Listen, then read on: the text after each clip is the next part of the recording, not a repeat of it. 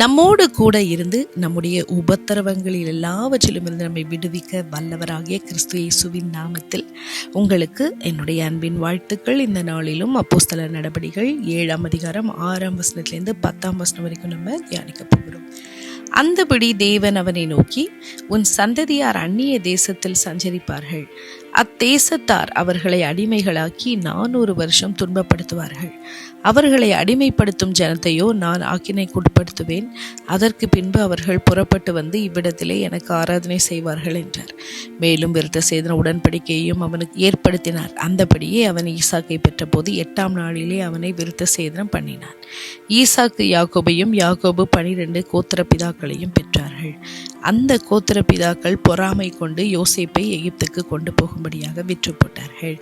தேவனோ அவனோட கூட இருந்து எல்லா உபத்திரவங்களினின்றும் அவனை விடுவித்து எகிப்தின் ராஜாவாகிய பார்வோன் சமூகத்தில் அவனுக்கு கிருபையும் ஞானத்தையும் அருளினார். அந்த ராஜா அவனை எகிப்து தேசத்திற்கும் தன் வீடு அனைத்திற்கும் அதிகாரியாக ஏற்படுத்தினான்.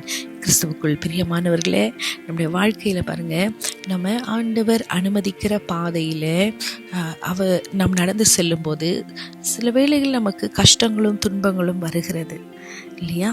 ஸோ அப்போ இந்த தேவான் அதை தான் அவர் சொல்ல முயற்சி செய்கிறார். கர்த்தருடைய பிள்ளைகளாகிய நம்ம உபத்திரவங்களை நம்ம சந்திக்கும் போது ஆண்டவர் நம்மை ஒருபோதும் கைவிடுகிறதே இல்லை. அப்போது இதில் நம்ம என்ன தெரிஞ்சு கொடுக்குறோம்? கர்த்தருடைய திட்டங்களானது சில வேளைகளில் நம்முடைய வாழ்க்கையில் கடினமான பாதைகளை போகிறதற்கு கடக்கிறதற்கு அது அனுமதிக்கிறது. கர்த்தருடைய திட்டத்தில் கடினமான பாதைகளும் உண்டு. ஆனாலும் கர்த்தர் அதன் மத்தியில் நம்மோடு கூட இருக்கிறார். நம்மை கைவிடவே அவர் மாட்டார். அப்போ ஏன் இந்த கஷ்டங்களையும் உபத்திரவங்களையும் ஆண்டவர் அனுமதிக்கணும்? இன்னும் பெரிய காரியங்களை நம்முடைய வாழ்க்கையில சொல்லி கொடுக்க, பெரிய காரியங்களை கர்த்தர் நமக்காக நாம செய்யறதற்கு நம்ம ஆயத்தப்படணும். நம்மளை ப்ரிப்பேர் பண்றாரு, உருவாக்குறாரு.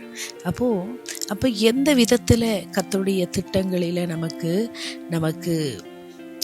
சஃபரிங் பிரச்சனை வரும் அப்படின்னு பார்த்தீங்க அப்படின்னா பாருங்கள், இங்கே ஸ்பெசிஃபிக்காக நம்ம பார்க்குறோம். ஆபிரகாமுக்கு ஆண்டவர் சொன்னார், உன்னுடைய தலைமுறையினர் என்ன செய்வாங்க? 400 வருஷம் அடிமைகளாக எகிப்தில் இருப்பாங்க, அடிமைத்தனத்தில் இருப்பாங்க. அப்போது அதை முன்னாடியே ஆபிரகாமுக்கு ஆண்டவர் முன்னறிவிக்கிறார். ஆனாலும் அங்கே கஷ்டமும் உபத்திரமும் அடிமைத்தனமே இதனுடைய முடிவு அல்ல.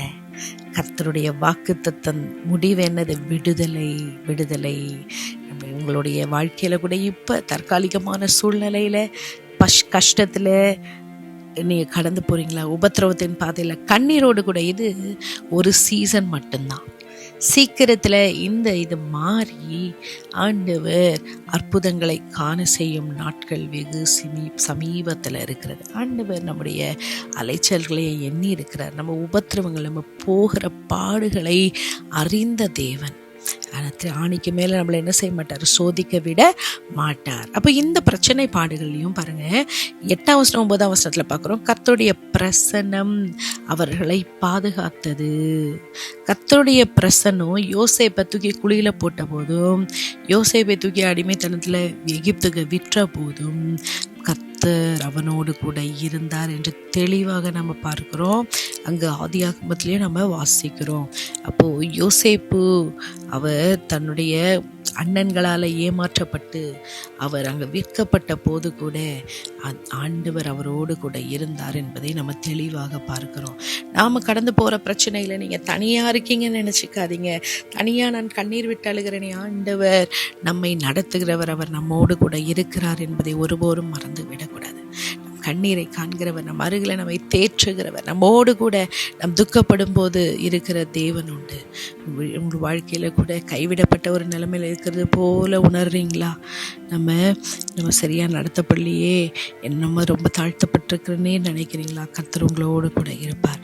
யோசேப்போடு இருந்த தேவன் உங்களோடும் இருக்க அவர் உண்மை உள்ளவராக இருக்கிறார். மூன்றாவது நம்ம பார்க்குறோம், இந்த கர்த்தர் இந்த பிரச்சனைகளையும் பாடுகளையும் நம்ம பெரிய காரியங்களை காரியங்களை செய்யும்படியாய் நம்மை உருவாக்குகிறார். சின்னதில் நம்ம பயிற்சி எடுக்கலைன்னா பெரிய காரியங்களை நாம் செய்ய முடியாது. யோசேப்போட வாழ்க்கையில் பாருங்கள், அவன் கஷ்டப்பட்டது ஒரு நாள் வீணாகவே இல்லை. ஆண்டவர் யோசேப்பை ஒரு உன்னதமான ஒரு தலைமைத்துவத்துக்கு கொண்டு போகிறதுக்காக ஒரு பயிற்சியை ஆண்டவர் யோசேப்போட வாழ்க்கையில் அவர் செய்தார். அந்த பயிற்சியை பெற்றுக்கொள்ளும்படியாக யோசேப்பை ஆண்டவர் உருவாக்கினார்.